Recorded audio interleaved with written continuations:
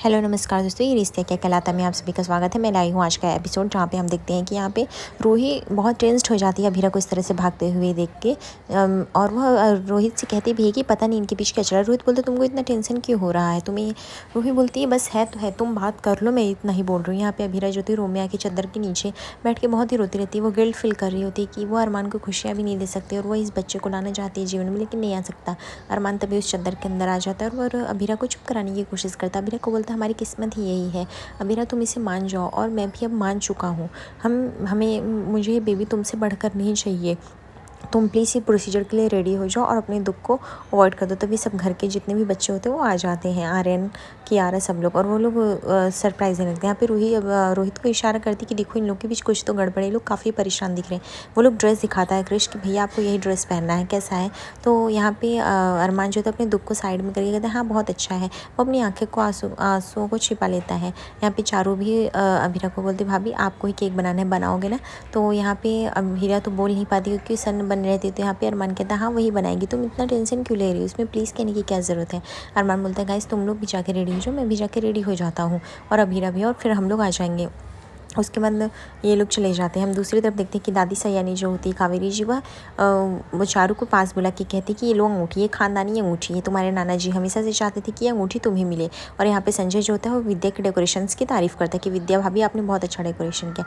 ये अंगूठी पाके चारू काफ़ी खुश हो जाती, घर में और पर खुशियाँ आ जाती हैं। तो उसके बाद वो जो पूछते भी हैं कि क्या तुम्हें नीरज वाकई पसंद है। चारू बोलती हाँ नीरज बहुत ही हैंडसम है, बहुत ही अच्छा केयरिंग है। तभी रूही देख लेती कि नीरज उसकी फैमिली आ गई। रूही बोलती कम तारीफ़ करो, वो लोग पीछे खड़े होकर सुन रहे हैं और मुस्कुरा रहे हैं। तभी सब लोग देख के हंसने लगते हैं। उसके बाद दादी सा जो होती है वो सबका वेलकम करती है हाथ जोड़कर। उसके बाद सभी लोग आते हैं, एक दूसरे से हाथ जोड़कर वेलकम कर रहे होते हैं, नमस्ते कर रहे होते हैं।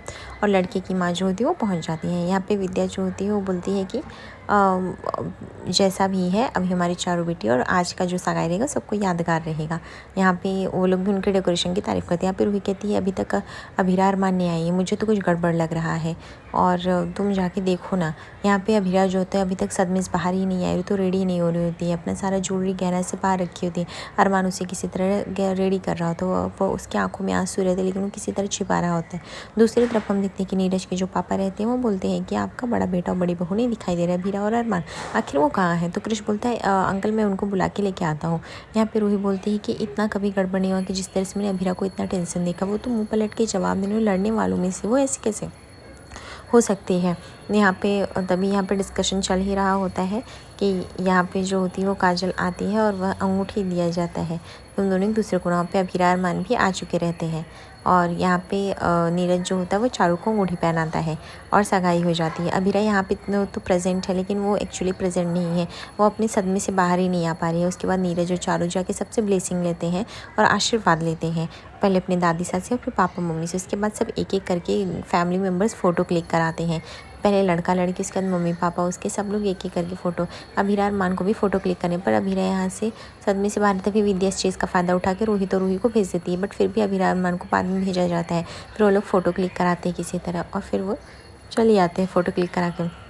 यहाँ पे संजय जो होता है वो देख लेता है कि मनीष जी घर आए हैं। संजय मनीष को बोलता है कि तुम यहाँ से चले जाओ, इससे पहले मैं धक्के मार के निकालूं। मनीष जी जा ही रहे होते कि पीछे से कावेरी जी आवाज़ देती कि मनीष जी आप यहाँ पे आए और स्वर्णा सुलेखा का है। वो बोलते इन्विटेशन नहीं दिया गया, मैं कैसे आता कावेरी जी, मैं तो सिर्फ आपसे मिले और अरमान को देखने आया था, इसलिए मैं जा रहा हूँ। उसके बाद दादी काफ़ी फटकार लगाती है विद्या को कि तुम ये सब जो कांड करी हो सही नहीं हो, काजल तुम्हारी बेटी की